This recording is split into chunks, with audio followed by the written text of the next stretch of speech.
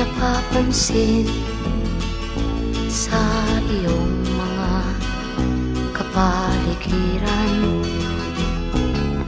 Kay dumi na ng hangin, pati na ang mga ilog natin.